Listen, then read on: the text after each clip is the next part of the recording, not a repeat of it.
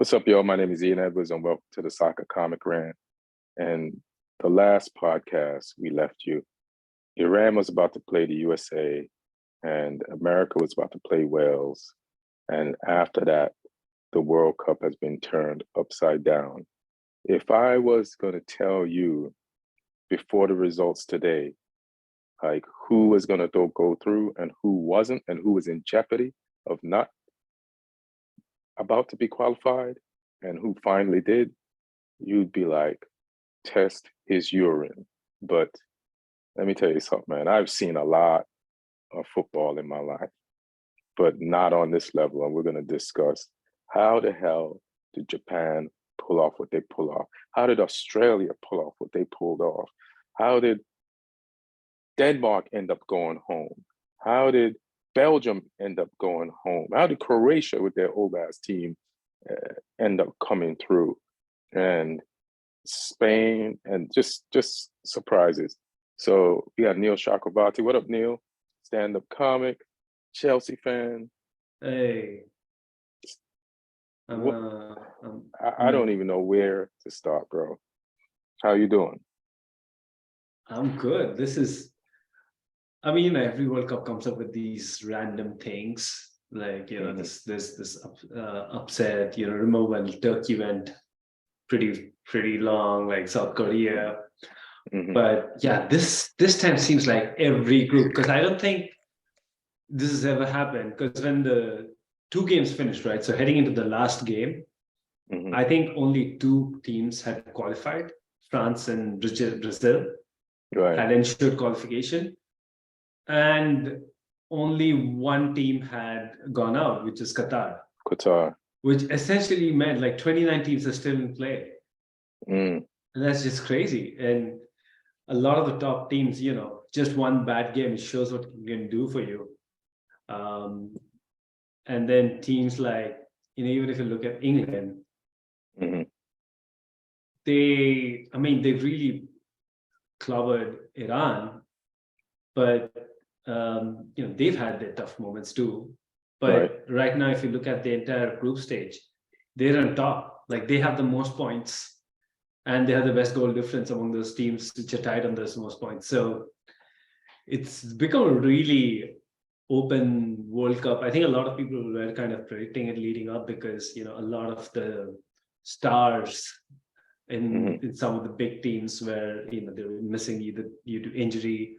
One thing that happens is that usually the summer World Cups, a lot of the big, like the established countries, they have their top players, coming off of a break, whereas a lot of the other countries in their seasons are still going on. I think this is kind of changed now. A lot of those teams are kind of struggling because players are either not available, or if they're available, like they're not.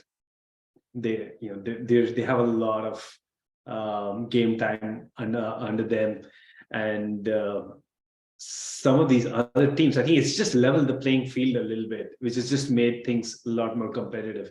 And I remember, like in the lead of the World Cup, like a lot of people are saying that the best players are not there, so this is not going to be a great World Cup.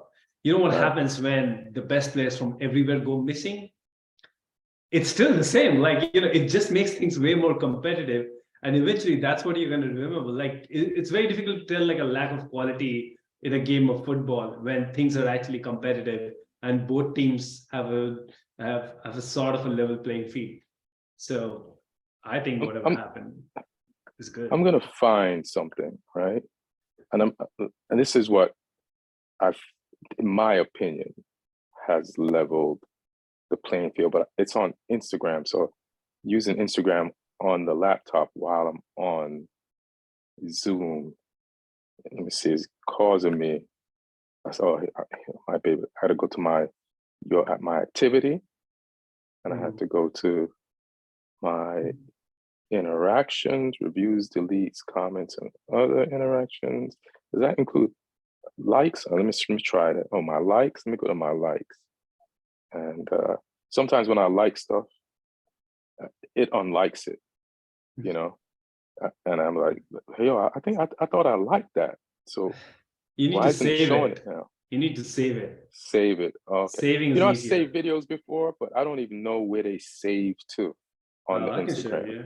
You go to your All right. profile and then click on the. I didn't save it this time. So now Oh, I gotta okay. just go through the likes. But I'm gonna go through the likes. Yeah. And then where you think the time when you think you saved the video is never the time that it shows up. Sometimes they go past where you swear you didn't save it for the video that you're actually looking for to show up. Yeah. So let me see. What maybe I have to think scroll down further. I I'm think looking at this. you need a video assisted referee. You need that automatic offside, mannequin. You According need to the mannequin. people in Spain, Okay. that doesn't work. The video assistant. Yeah. Yeah. Well, actually, according to people in Germany more, because they got really burnt by that one today. Spain at least made it all the way. Listen, it looked out to me from the angle that they first showed us, but then there's that referee that does the Champions League stuff for the CBS team, and then she like explained like when you're looking for it, you come closer and stand right over the ball, it's in. And you know what? I'm Japanese now, so I believe it's in. Yeah, like I am so pro Japanese right now. I wish I had a shirt for this podcast. Like I am excited for what they did today and continue to do that. And we talked about Japan, like on the low, they're in the perfect group because most of their players play in the Bundesliga. So who you get to play? People you're comfortable with. People from the you get to play Germany, who you play against them. But we've been talking about how Japan and South Korea, these countries, they've always been technical, but they never had forwards. And then I'm not even sure, just because I can't remember everybody's name or pronounce it, if they do have a forward. All I know is whenever you put, he plays for Brighton Hove. Is it Mitro? What's his name? Mitome. I know when you put him in the game, there's going to be hell to pay. I know that. And they put him in the game today, and he gave Spain, like, they were like, who is this? How come we didn't scout him? Where could we get one of those? I was having a tough time both yesterday and today trying to watch both games. So as in it's not easy. Yeah, and as in yesterday, as in at the cafeteria at my workplace, and there's a lot of Mexican support, and everybody's like constantly going back and forth between both the games, and I had a good time. How many TVs you got in there? There were 3 TVs, and 2 of them were showing the Mexico game, and 1 of them was showing the Argentina game, and I had a good time every 5 minutes, 10 minutes, having to update people on who needs a goal right now. And then eventually having to tell them, you know what, now it's beyond goals. You got to start looking at yellow cards now. Yeah, you can't, if you lead the horse to water. People laughed at me like in the first half when I was suggesting that, it could come down to drawing of lots. And literally we were like 1 yellow card either way, away from that. Right. So I'm going to see if this share works. Screens. I want to, let's see, Dropbox, Google, whiteboard, screen. Let me see if this share works on my screen. But because it's on your screen, including notification will be, okay, let's see if this works. It's not working. What I was going to show you is I'm just scrolling through Instagram. You go to Explorer, and I just stumble on these videos of these kids doing skills drills. And it's like a coach, and he'll let you know when he's in town, and then he'll post videos of the kids doing the drills. And these kids are like 8, no more than 10 years old. And what they are doing, and they're not in England, they're not in Germany, they're not in the parts of the world where the best soccer players come from. They are in the parts of the world where countries are trying to catch up to the best players in the world. Yeah. And these kids are doing things that you would only see, like they're doing adult things in the training videos. And you keep scrolling down his feed, it's so many kids from so many different places that are being trained. And I know America had a thing when Klinsmann was the head coach of America, the soccer federation, like figured out a program to like locate people. Yeah. And not only did they locate people, they understood that like in Europe, kids from a certain age group are playing with the ball and practicing it more with it more times per week. Like say it was like 20 hours a week, right? Compared to like America or Canada. And then you multiply those weeks by months and years, and that's how many light years away. But these kids are catching up. And we're seeing this in the form of like what Japan did today, like what Costa Rica almost did today, what America's doing now, what Australia, what we was talking about before the podcast started, like what they would manage to do. They qualified to the knockout stage ahead of Denmark. They beat Denmark. What the Moroccans are doing, first of all, a lot of Moroccans, they're born or were raised in like European countries. But I don't know if you remember a conversation about 4 years ago. We were doing a podcast 4 years ago, right? Like I was in love with the Moroccan midfield, and because you always love something you don't have, and being a Manchester United fan, I was like, we need to just buy after that World Cup the Moroccan midfield. Now they didn't have a lot of luck in that tournament. Like clearly they had bad luck and some decisions go against them, but you could tell like that team deserved to be in the knockout round. They played legit teams. They brought it to them, but they didn't get through for one reason or another. I can't remember everything, but this Moroccan team, 4 years later, with more time on the ball, your boy Ziyech, and they're through. It's the same from the moment I was watching them in their first game. It's like it was their midfield again. And Amrabat, whose name I'm pronouncing wrong, like they are ball winners in that motherfucking midfield. That not only when they win, like they come at you in waves and they'll take it from you, if not the first time or the second time, the third time, because if you beat one person, you push the ball that little bit much ahead of you for the other person to get it. If they don't get it, the third person will get it. You're not leaving the midfield with that ball. And Morocco is balling their ass off. So it's these countries are catching up, man.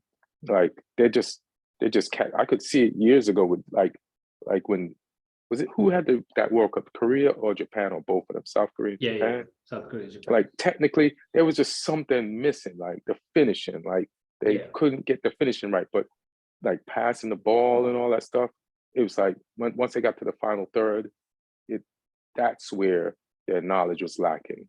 But now, as you can see today against Spain, it's not. You listen, if you're a World Cup team, no matter if your name is storied, the country has multiple cups, watch your back. Not only do these people have skill, they don't care who the hell you are. Yeah. Also, I think every generation you see that, right? Like the average age in which you get that critical mass of players playing football in some of these countries keeps going lower and lower, which means kids that are coming up are getting exposed to more advanced coaching at an even earlier age. And those are some of the things where the established nations have always been ahead of the others. And that's obviously something, if you bridge that gap, that really helps, because by the time if you're getting into professional coaching, in your teens, you're already like way behind what the kids in Europe, South America are doing. So I think that's helping some of the coaching.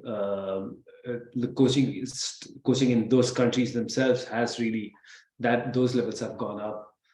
And I mean, Still trying to find a video as I'm listening to. I'm trying to find it on my phone. So if you hear some noise, that's what it was. Sorry. Yeah, and also, I mean, this is a good, like, and we are talking about this even in the lead up, right? Like, we don't have, yes, France has this golden generation. Brazil maybe, but France has a lot of injuries.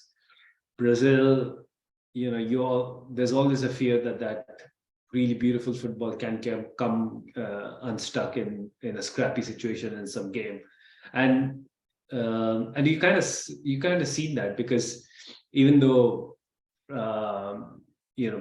France, so no team has got 9 points yet, right? Like Brazil has a chance at doing that, 3 wins, but even Brazil's 2 wins didn't come easy. Like they really had to fight for those points. So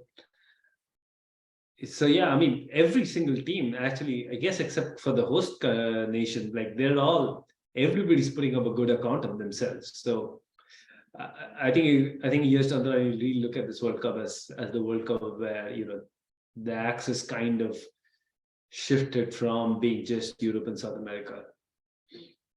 Yeah, this is the World Cup of teams catching up. Like look at this. Look at this video. Oh shit, son of a bitch. Do you want to send it to me? Maybe I can show it on the screen. All right, I'll send it to you. Oh wow. These are kids. These are kids, bro. Kids, man. Guys, look. Is he even a kid? Like he looks strong as an ox. They're not even 10. Like, look. Oh, what country is he from? Where is this? This might be America, bro. Yeah, it looks America. It looks like some of those. What American, like the Americans, right, on the panel for soccer right now, like Lexi Lawless, Landon Donovan, and who else is there? Clint Dempsey. They weren't doing this at this age. Yeah. Like this is man shit. Hmm. And then if I scroll down this guy's feed, like if I scroll down this guy's feed to like just the skill levels of look at this little motherfucker. Oh wow. It's a feed full of this shit. Look at this. This is a girl.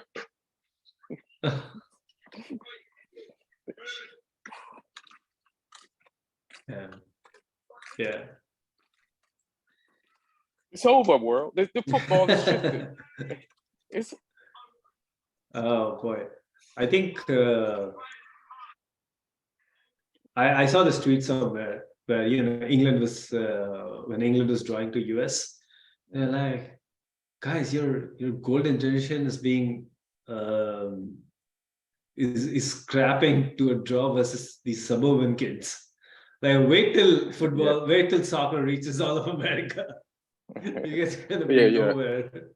Some guy, but he did caption it. He did a rant on Instagram, and he did caption it. Every just American fan that doesn't really know about soccer, he's just like, you can't beat some kids from Colorado. Wait till Exactly. Yeah, I mean, these are all kids that have a cul-de-sac. Yeah, you should be able to beat them. You can't beat a guy from a basement in Pennsylvania. Then you're in trouble. You're supposed to invented this sport. Blah, blah, blah.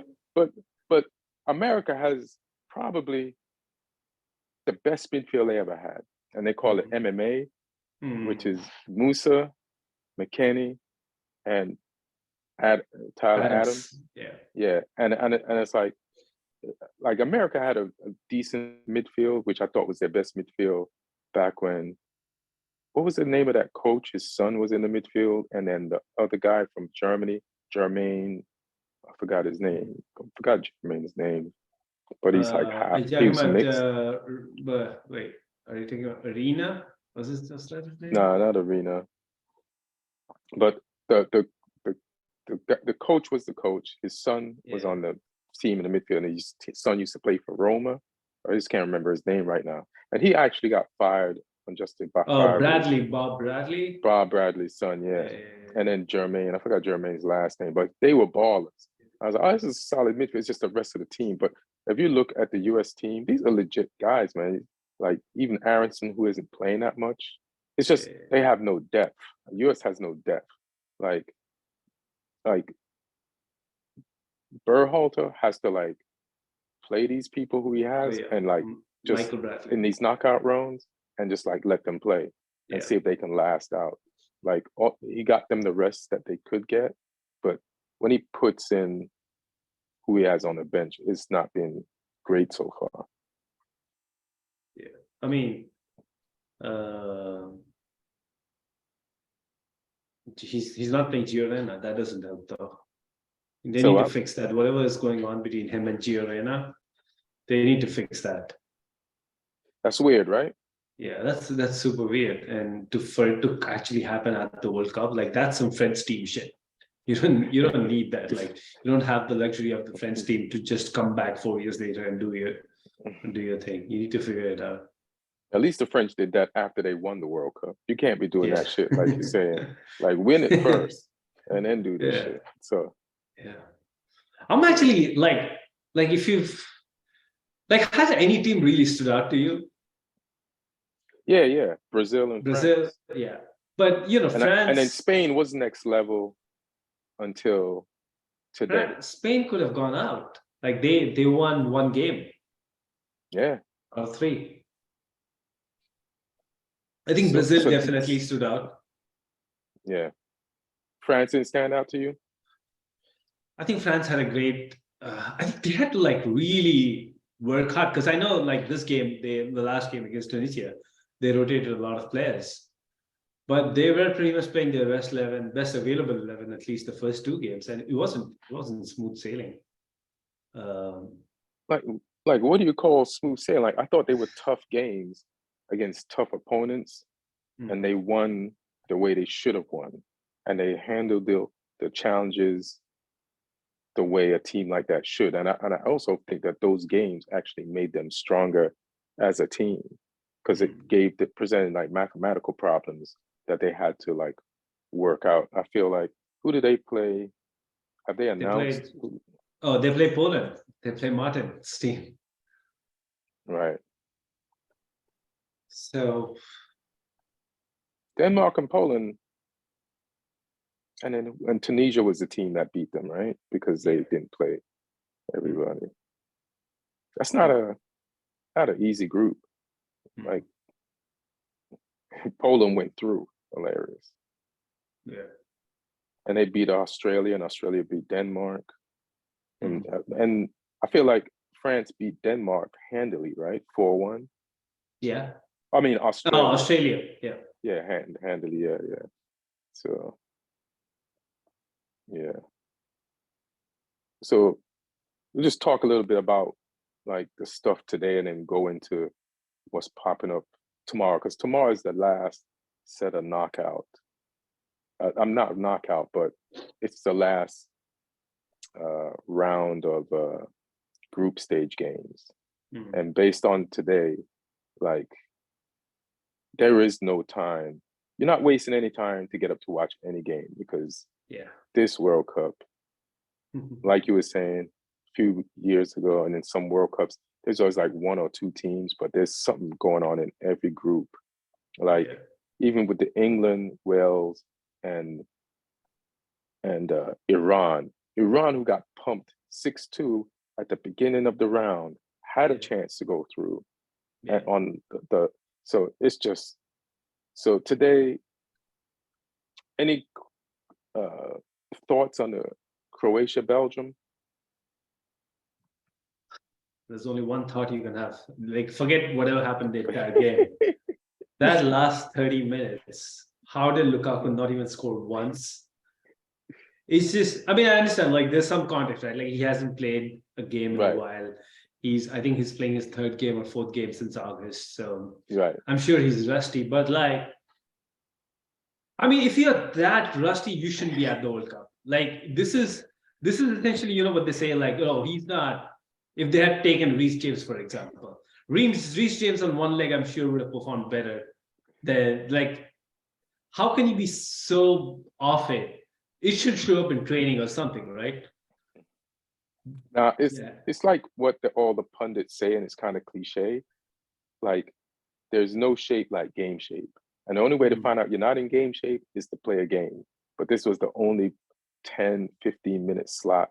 Like you could tell he wasn't in game shape because of the little amount of time they gave him based on how important Mm. this game was. They'd be like, you'll be good for 15 or 20. And that's you know, not a lot. Like they probably feared an injury or something. And they're like, and his being out of game shape, like the reflexes that you need for a game are completely different than practice. It's a different speed, and there's no practice games to get you in game shape because he's like trying to recover from an injury, and it's a bad look for him today. Like nobody is gonna look at, like you mentioned it, but you kind of brushed it off. But I see it as the main thing of what happened to Lukaku today. Just you being in game shape, like being used to the way the ball moves and the deflections and the passes in a game. There's just Lukaku proved today. There's nothing like playing an actual game. He's probably Because can score 5 tomorrow. Now that's the yeah, problem. yeah, yeah. Because these are actually the kind of chances he missed. So this is actually Lukaku's strength. Like, you know, Lukaku, I know he has some flaws. Right? He's not that. He's not Mhm. absolutely complete. But like the chances, this is his bread and butter. Like getting rid of easy chances. That's something he does fairly regularly. Mhm.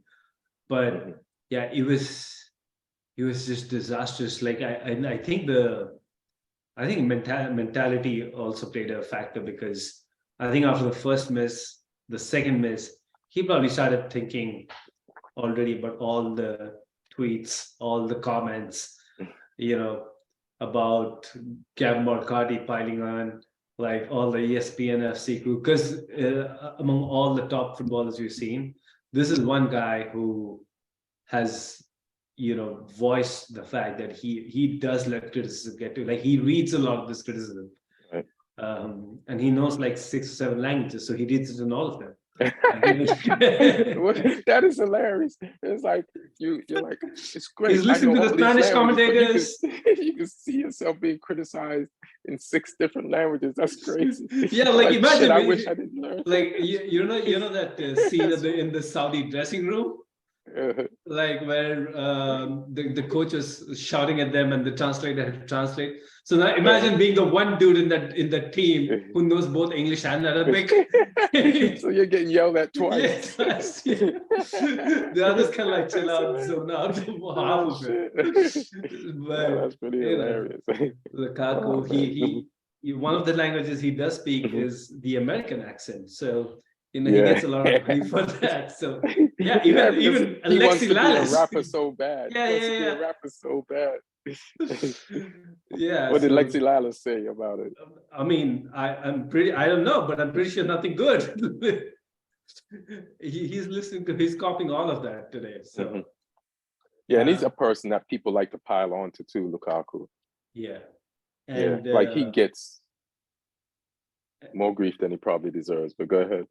he said that in the past, when people think of world-class strikers, they speak about Harry Kane, Lewandowski. With me, it always comes with some caveat, but no, I'm up there.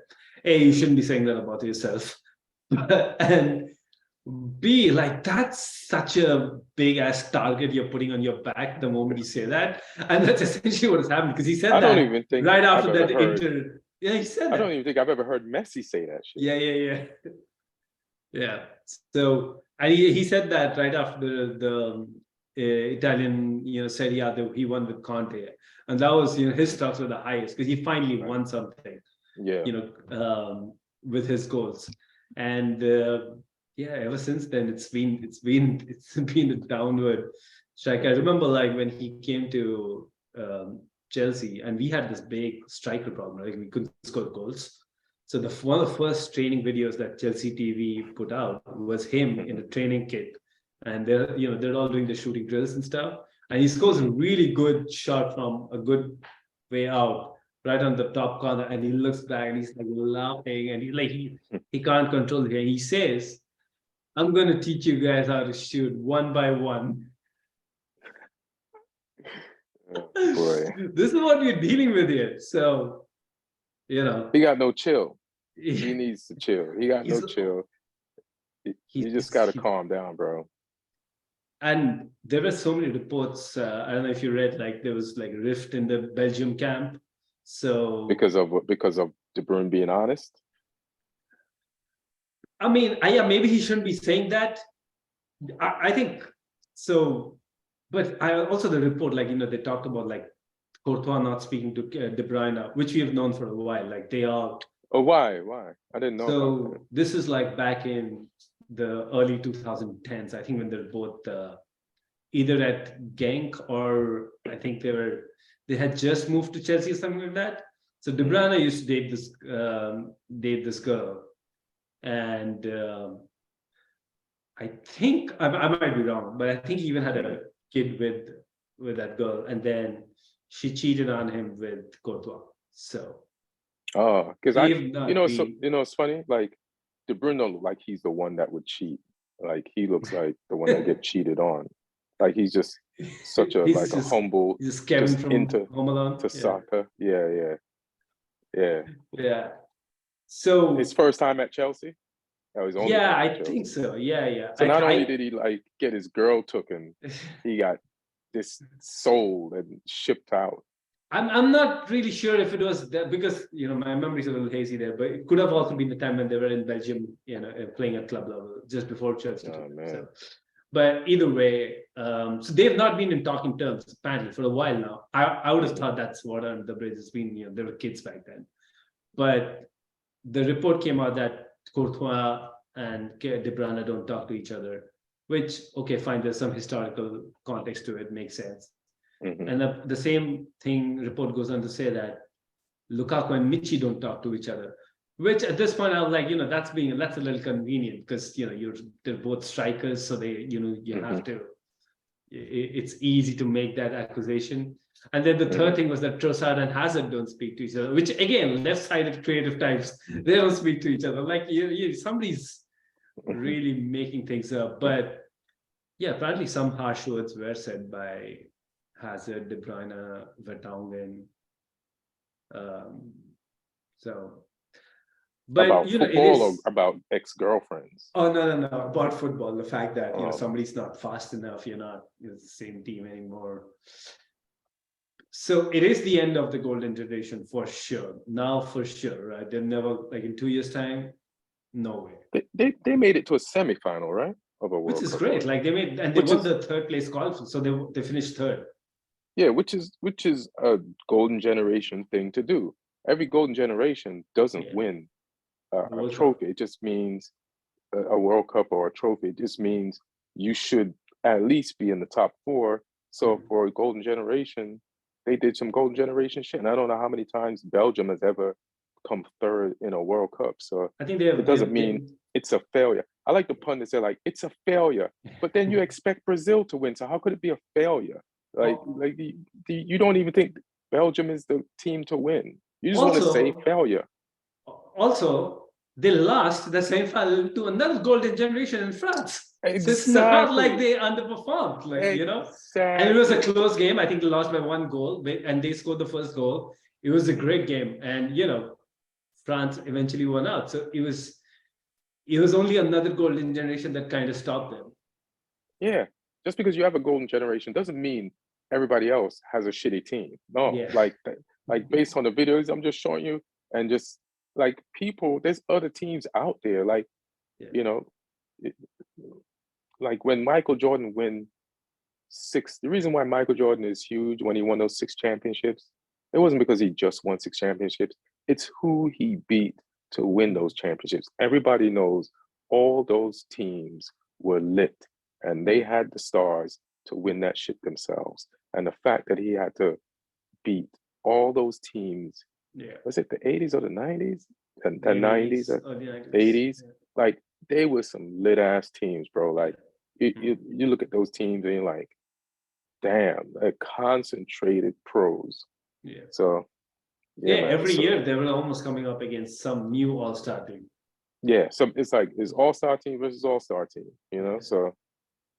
So yeah, as for Croatia, I don't know how they keep doing it. Like I think this game, the Belgium-Croatia game, was a dope ass fucking game of back and forth football. Like Belgium, even though they didn't lose, they played their best game of the tournament, but they didn't get the ball in the back of the net.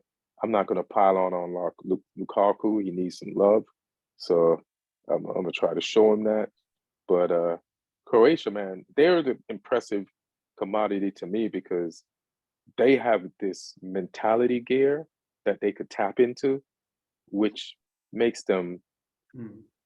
They're not the best team in the tournament by far, but mentality-wise, like when you could see somebody's mentality in the middle of a game, and you could see them shift gears in it and tap into it higher, like just you're like, oh, you don't want to be fucking with these people today. And there's some players that stepped up, like Sosa, and a guy in defense, Kramaric. Like these guys, like are adding. And this is an old ass team. They're just as old as Belgium. They're as old as any other old teams in the I league. think older. Like yeah, their golden generation, I thought finished last time when they reached the I think it was the finals. Yeah, I think by the time we found out that they literally had a golden generation, they were done. They were done. Yeah. Like there's some people like Modric. Rakitic ain't there. Lovren is still playing. I'm like, how are they holding teams to no goals with Lovren in there? Like he's been kicked out of like the major European leagues. Yeah. Because he's too old and he's starting and shit. I just want to go to Canada, Morocco to give Morocco a shout out for like doing what they've done. Like I talked about seeing that midfield 4 years ago, and they've only improved upon it, and they're there. And did you have any thoughts on the Japan Spain games, or did we kind of say it? Yeah, I didn't actually see it all because I was focusing on the Germany game, but Yeah, I had an eye on it. Right. I watched them both. It's tough, man. It's not easy to watch two games, especially when they mean so much. And then to hear one thing in one game and then you like realize you're missing something in another game. You don't know when all the subs are made or when the formation changes have been made.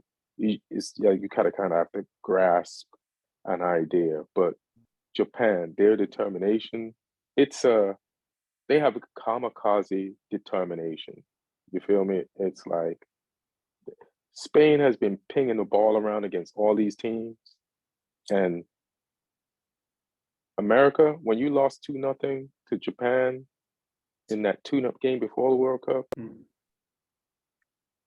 you lost to a team that just beat Spain. And so finished top of the group. A group that had Spain and Germany. Yeah, and a group, and I gotta give a shout out to Costa Rica that almost finishing second in that group. I mean, all four teams could have gone through. Like at various points today, all four all teams of them were through. Were in the top two. Yeah, and that's fucking crazy. Especially when one of the teams, their first game, they got their ass whooped 7-0. You'd be like, they're out of the conversation. Why even play their games? Send them home now. And you got to give Costa Rica credit for pushing it this far. And then Costa Rica, Germany. What do you think of Germany? I think Germany they just have like too many square pegs in round holes. Like, they just, I think this team needs like a proper reset. Knock the building down to the studs. Yeah. Because I think they've been trying to hang on to the, what they built in the last decade. But I mean, today like, of course, you need to build a team around Musiala. I think he's made that clear. Like, he's their star boy. Levels Yeah. above just levels above all the giants he was on the field with. Like, Yeah. I was like, it's like the best German player Yeah. was black and not even fucking German. And I was, he's English. It was like, how is the best German player 20 years old, black and English? What an appalling thing to watch. I do, oh, you traitor. Well, you're out, Musiala. If you had fucking been English, chose England, you'd be in the knockout round. Well, you chose to be German, which you barely are, because I'm saying it. That's not facts. Go home. Go home to Germany, bro. Go home to Germany, because you should have chose England. But he's a monster. You know what's so funny about Musiala? Like, he obviously has Chelsea roots, like, right? But he's also got Polish in his blood from I think his mom's side. And he also, like, in his very early, like when they first moved to England, I think when he was 8 or so, he spent a year at Southampton's academy. And of course, you were pissed at him because he used to be English. So we all four of us have like some sort of a stake in it. and he didn't choose any of us. So, yeah. So I'm acting like I'm jilted. So I'm acting jilted. Fuck it. I'm straight up jilted, man. Yeah. Like, yeah, imagine that in our squad. Jesus Christ. Like he was the man and they were the boys today. And yeah, but Germany did not make it through. Yeah, I think a little too late. They kind of, I mean, see, that's the thing with this World Cup. Like, you do badly in one game, you have no way to recover. Like, you gotta like, because the pressure then is on you in that last game to win. And they needed Spain to do them a favor today. They did Spain a favor. So both teams needed each other. Yeah. They did Spain a favor, but Spain did not do them a favor. Yeah, Spain is through on the strength of Germany. Yeah. And then they screwed over Germany towards the end of the game. Yeah. When they just started passing it around. All right, you take the 2-1 win. But Spain is also through because of that shellacking they did in that first game, because they won a goal difference, right? So that, I mean, if that hadn't happened, it was like a 1-0, 2-0 win, they'd probably be out. Yeah. If only Costa Rica had realized that they did belong in the tournament earlier than they did, then they would have did better. But hey, man, shout out to you, Costa Rica. You really, it's a shame you're going home. Somebody had to, but you really did your thing. I want to talk about the games tomorrow, which is the last round of 16. Just get that in real quick and then bounce. But South Korea versus Portugal. I'm trying to remember like who's where, like in this group. Period. I'm trying to scroll it up on my thing, but the group shit. Let me see if I can get to it on this phone. Overview matches. Fixtures. Let me see. Standings. All right, the standings started working. It wasn't working before. But I gotta say about Belgium though, Kevin De Bruyne, like he showed up in the last 20-30 minutes, but before that, and entire tournament, he was, I thought him and Courtois can at least carry Belgium a little bit further forward than they did. But I think he went missing, and he's been missing for a while in national team level. Like this time, Lukaku was injured, right? And Hazard's obviously not Hazard anymore. So I really thought that the onus would be on Trossard, De Bruyne to pull Belgium through. But again, like today, it took a long time for De Bruyne to get into the game. And you're a midfielder. I think at national level, his performances haven't, kind of flattered to deceive. If we've never seen club level De Bruyne at national level. That's why I don't fully rate him, you know, because I want to see that club form in the pro. But I did think he did carry Belgium as far as they could go. And I got to give him the props for getting to the semifinals and finishing third, like the last World Cup. But a lot of the blame, like I don't want to be pointing fingers, but there seems to be something lacking in Martinez's coaching. To be a good coach, you got to make some cutthroat decisions, even ones that you don't want to make. Like one, even though we're into the round of 16, like I still think playing Maguire's a mistake. But now, what else are you going to do? Because Ben White just went home. Because anything Maguire is doing, which he's having a great World Cup, Ben White would have still done it 10 times better. But then Ben White just went home, so I don't know what's up. So I don't think there's any other option right now. So Maguire hopefully just keeps doing as good as he's doing. So I can't front. He's been doing a good job.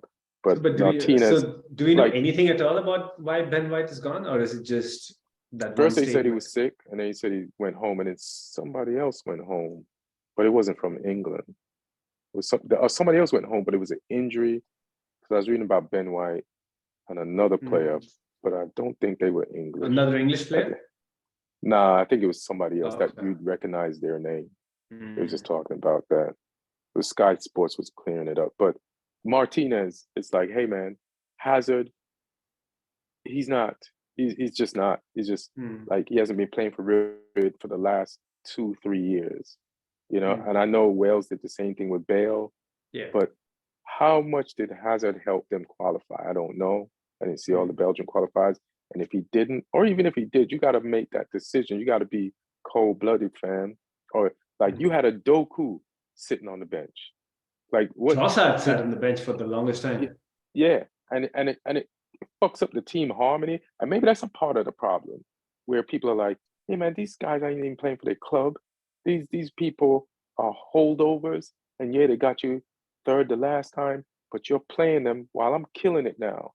And it's like, you shouldn't be playing, but you can't say that. But it's going to cause it just breaks, unless when they do play, the players Martinez picks, they're doing something positive, then fine. But if not, it's going to cause a rift between the players that want that spot, and that's not going to help team unity.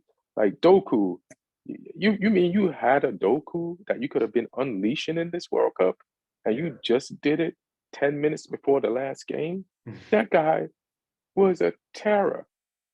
He was a terror today. Nobody could handle him. It's like, who got that thing? What the fuck is it? And get it? It's like a scene from one of those horror movies where they just let the thing out the box. And that motherfucker was dribbling all over the place. And then it's like he just played all his old people. Like he did everything to get Lukaku, who's clearly not fit and in game shape, in the game.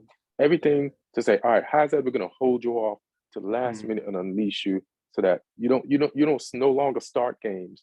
You're gonna play at the end of them, like, and then you'll be more effective. Then you can give it your all, and then it's just a lot of that. And it's like he didn't take the risk as a coach that he needed to take to get the team further. And this is where you're at. You go home. So Portugal's at the top of this group. They seem like they're already through, because Ghana is the next team with 3 points that could catch them. Yeah. So how is Portugal not through already? Portugal's through. They're through. Ghana got 3 points. It's just about whether can they finish first or not. Right. All right. Yeah, that's a possibility. South Korea got 1 point. Who did they lose today? And Uruguay got 1 point. So I think, okay, so Portugal plays South Korea and Ghana plays Uruguay. Oh my God, this is going to be the revenge of Asamoah Gyan. This is going to be, and if I'm not wrong, both Luis Suarez and Asamoah Gyan are in the squads, which is crazy for. Oh, they are? I know because Suarez is. Yeah, because I remember there was some report of Gyan actually trying to make a comeback. So I don't know if he actually eventually made the comeback, because he was selected in the lead up to the World Cup for some team. No, let me see. Oh no, he isn't. Yeah. My bad. He isn't, but That's why they were interviewing Suarez about the handball. yeah. Like recently, I've been seeing those videos pop Yeah, up on the yeah. YouTube. But I was like, why are they revisiting this? And it's because of Uruguay versus Yeah. Ghana. Okay. Hmm. Because Ghana could go through tomorrow if they beat Uruguay. Yeah, yeah, yeah. Uruguay, they haven't looked great. Hmm. Yeah. I mean, they're fun to watch because I can see Pellistri play. But, you're talking about like club form, and it's like Valverde is showing up a little bit, but Hmm. it's like it's another. This is another coach that's holding on to holdovers, like Hmm. players from the past. And I love Cavani, I Suarez, and who else is on the team that's like they're just like they need to like just the good about this World Cup for Uruguay is that those guys who their time has passed won't be there anymore, Hmm. and then they be forced to like find. It's like as a comic, when you have an hour that's killing, you won't get another hour unless you Unless you shoot a drop this special, one. Oh yeah. and then you're forced to like you can't tour with that hour anymore because everybody's Yeah, seen it ever on seen it. TV. Yeah, yeah, So then you're forced to come up with another hour, and that's yeah. how comics come up with another hour. There's no safety blanket, Yeah. and you're forced to become your best again and be your sharpest tool. So Yeah. Uruguay's in a position where they're leaning on comfort food, and it's not. Comfort food is not good for you. It's great for I'm the actually part looking of the at moment. I'm actually looking at the bracket. It Hmm. seems to me that this might be the first time that there are only two South American teams in the round of 16, Brazil and Right. Argentina. And even Argentina kind of like scraped through. Yeah, they So, definitely did. I also want to see how many African teams have made it through because so two three, right? have two have made it through. And then Ghana Ghana and might come on. Cameroon have a chance. Both Ghana and Cameroon have a chance. Cameroon maybe not because they're playing Brazil, Right, right. but mathematically they have a chance. But Ghana has the more realistic chance. And I was just looking at it. I think there's never been a World Cup where more than one African team has gotten out of the group stages. And two are through already, right? Two or three already. It could be three. Could be three. Come on. I'm playing African spades. So we got two I and a possible I tomorrow. actually want to see when. So right now, if you leave, so Europe and South America are the powerhouses, right? Hmm. So non-Europe, non-South American teams. How many teams usually go through? So right now it's the US, Australia. So that's two, Japan 3, and then the Senegal 4, Morocco 5. So four more spots left.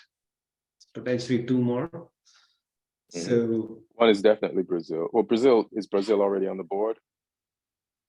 Or do you have to wait for um, it to be official? I think Brazil's on the spot. It's just about Brazil and Portugal. I think are through. It's just about whether they're going to finish first or not. Right.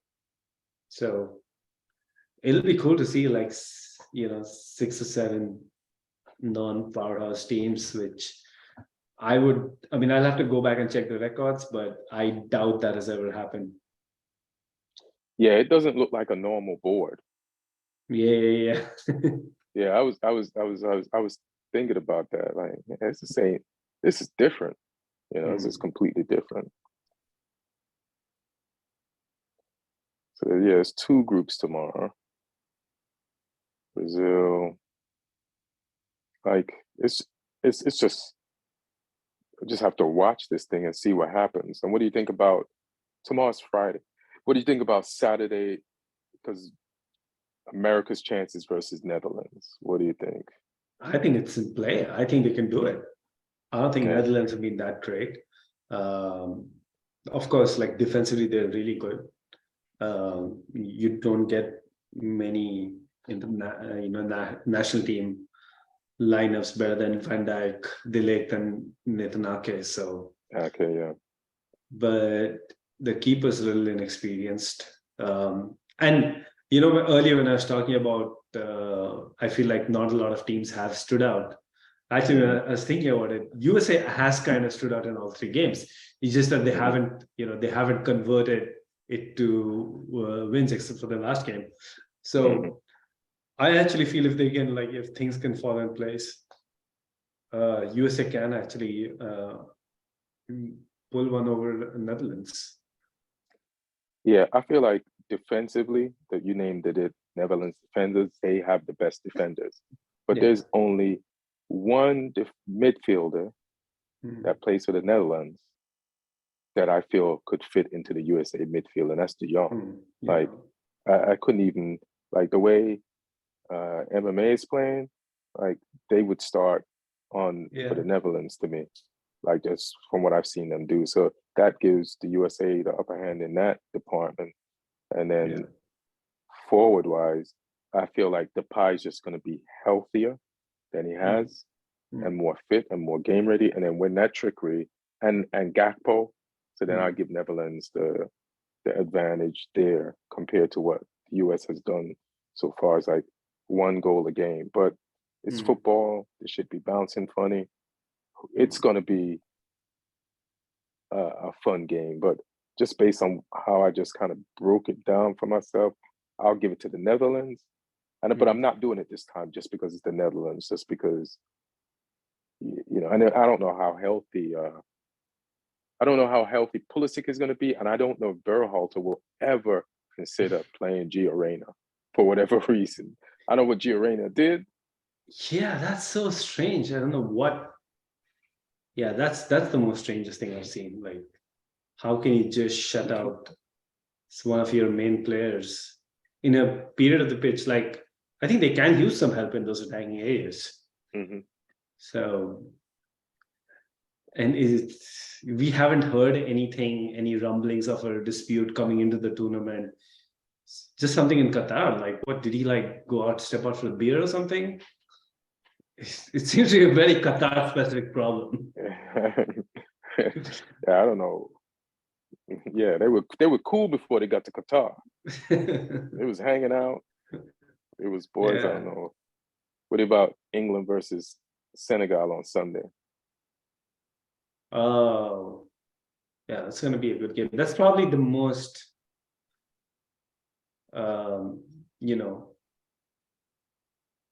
favorites on that one. I think that's, I don't blame you. Yeah, I really can't tell which is the strong team. Maybe on paper, England's stronger, especially since Senegal doesn't have Mane.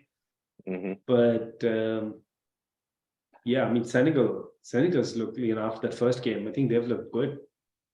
Yeah. And then who did Senegal lose in the first game against? Netherlands. Portugal? Netherlands? Yeah. Yeah. I feel like they just realized that they do have some value.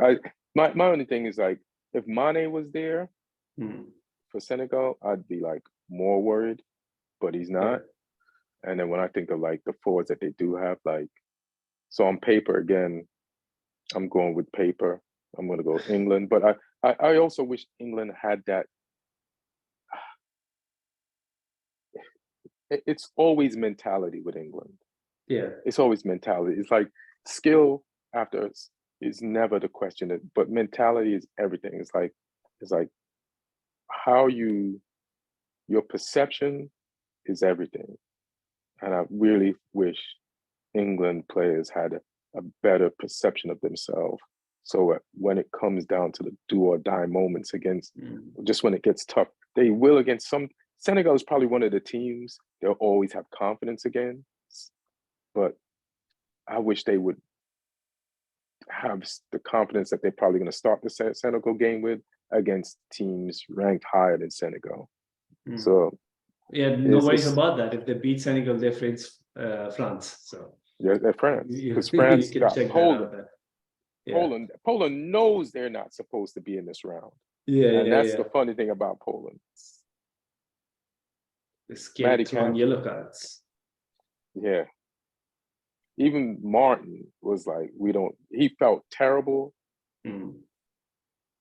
about the way they played. Yeah. And so much that he can't be happy that they made it. He's not happy that they made it to the second round. I've never seen Martin like feel that way about something that he supports. Normally most people are like, well, we got through anyway. But he's like, nah, he's like, yeah. I need to figure out which one is the Brazil bracket, because this is so confusing. I think they're on the other side of the English bracket. And now I can't even standings. Let me see if they show brackets here. No, they show the bracket. I'm seeing the brackets, but I'm not seeing what's leading up to those two. What do you mean by what's leading up to them? Like what's leading up, like the two remaining game spots, like which teams are coming into it. So, for example, ahead of time before it happens. Okay, so go ahead. Winners of H. Winners H, runners up group G play on the 6th. Okay, so that's the 6th. Okay, winners of H. Okay, so winners of H. Okay, so Portugal is in, yeah, you're right. So Portugal is in the England side of the bracket. Damn. And Brazil is on the other side. So Brazil, Argentina, looking like a semi-final if everything plays through that way. So England's on the tough side of the bracket this time. It sounds like. Well, England has France and potentially Portugal and Spain. That's so let's look at powerhouses, right? So France, England, Spain, Portugal on one side, and the other side has Argentina, Brazil, and depending whether or not you want to call Netherlands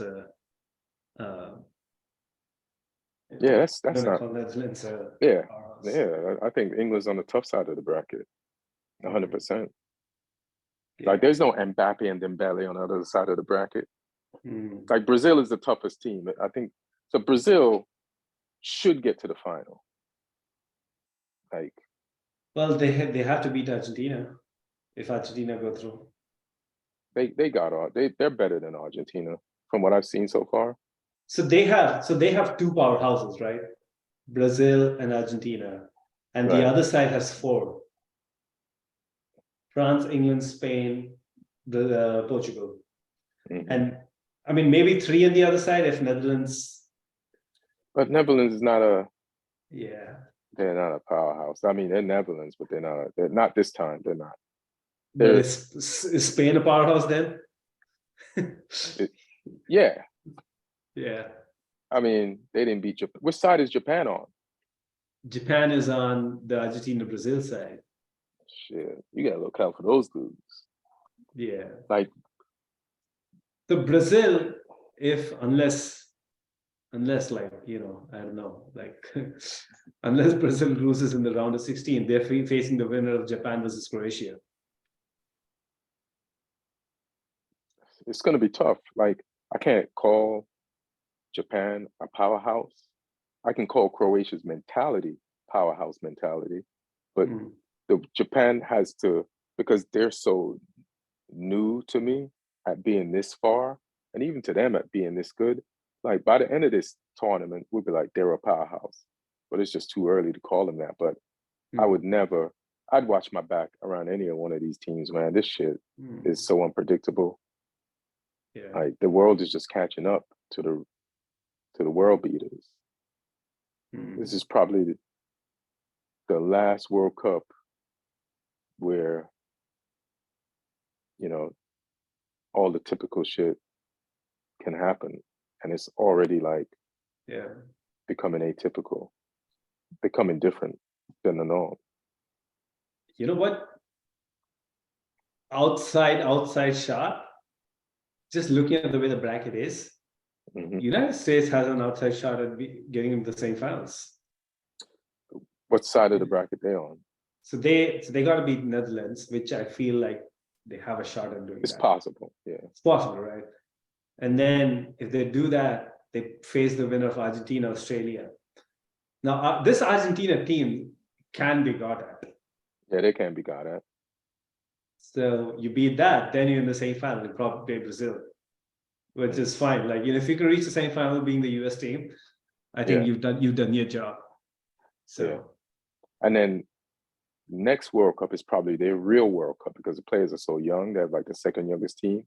So the confidence and the lessons you've learned getting that far, then next year I'd be like, they're dangerous. And then maybe by next World Cup, Greg Berhalter would like to play, in the mood to play Gio. So there might be somebody new by then. Yeah, it might be somebody new from the guy, one of these kids I just showed you in this video. might be God damn, the kids was moving that ball. Yeah, you saw it here first. So I here first, y'all. You're welcome. I guess we'll bounce, but thanks for coming on. It's been fun, Neil. Yeah, no, this is, I couldn't wait. I missed the Monday podcast, and it's like, oh, I also want to give a shout out to whoever on Twitter tweeted at me for the love of God, fix your smoke detector. The battery's off. It keeps beeping all the way through the podcast, and I'm losing my mind. I heard that, and I was like, okay, we gotta fix this. I have fixed it yesterday, and it should be all good. Hilarious. I wouldn't have fixed it. I would have taken the batteries out of all of them. I actually wouldn't have fixed it because I was so lazy, and it's been like that for like 3 weeks. I actually had to get had to get shamed on Twitter to get that. And they said Twitter went down since Elon Musk took over. But if it wasn't, if Elon Musk didn't take over, then you'd still be hearing Neil's alarm detector go off. So thank you, Elon. Yeah. $43 million just to get Neil's. 43 billion just to get Neil's fire alarm, smoke detector fixed. All right, fam. Have a good one. Thanks for being on. And let's do this again in the morning with this World Cup shit. Everybody be good. Love each other. Be careful. Congrats, Japan. All right.